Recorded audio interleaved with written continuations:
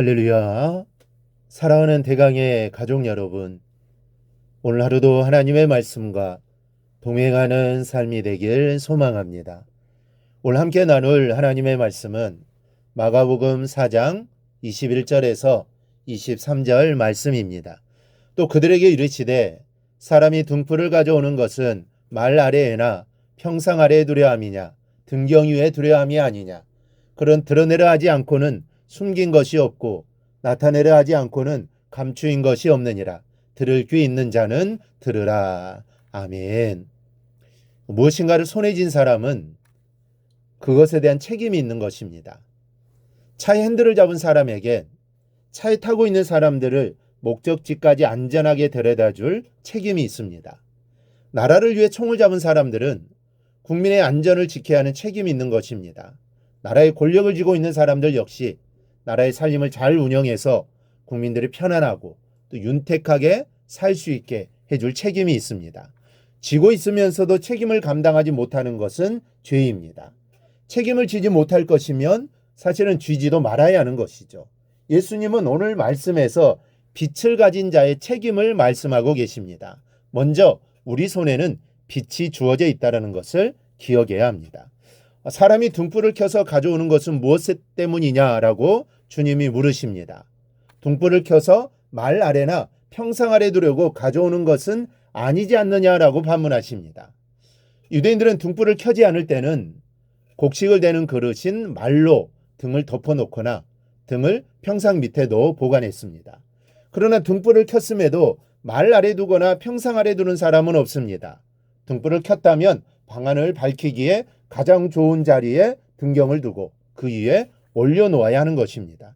세상은 어두워졌습니다. 밤이 되어 어두운 것이 아니라 죄악이 관영하여 어두워졌습니다. 불을 밝게 할 때가 온 것입니다. 그래서 어두울 대로 어두워진 이 세상에 빛으로 오신 분이 예수님이십니다. 요한복음 1장 9절은 참빛 곧 세상에 와서 각 사람에게 비추는 빛이 있었나니 분명하게 예수님께서 빛으로 오셨음을 말씀해 줍니다. 그 빛이 비추이는 곳에는 놀라운 일들이 일어났습니다.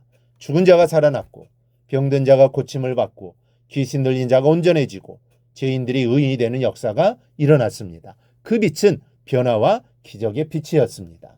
그리고 지금도 그 빛은 그때 그대로의 능력을 지니고 있습니다.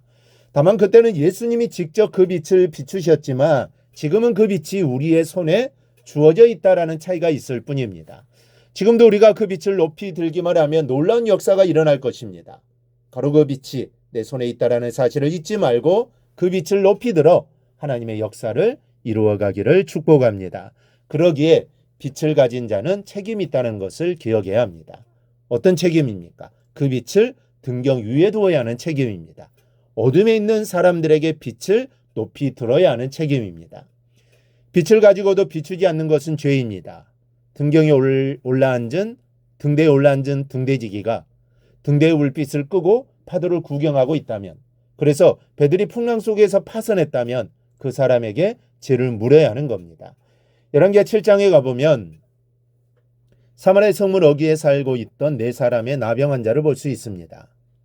그때 사마리아 성은 아람 군대의 포위 속에서 오랜 세월을 지내느라 줄을 대로 줄여서 자기 자식까지 잡아먹는 지옥 같은 세월을 보내고 있었는데, 성문 밖에 있던 이 나병 환자들도 줄일 대로 줄여서 쓰러지기 직전이었습니다. 그래서 이렇게 굶어 죽거나 아람 군대 칼에 죽거나 마찬가지니 가서 항복을 해보자라고 합의를 봅니다. 그리고 황혼역에 아람 군대의 진으로 갑니다. 근데 가보니 장막도 그대로요. 말과 나귀와 먹을 음식까지도 그대로인데 아람 군인이 하나도 없는 겁니다. 도대체 어떻게 된 일일까요?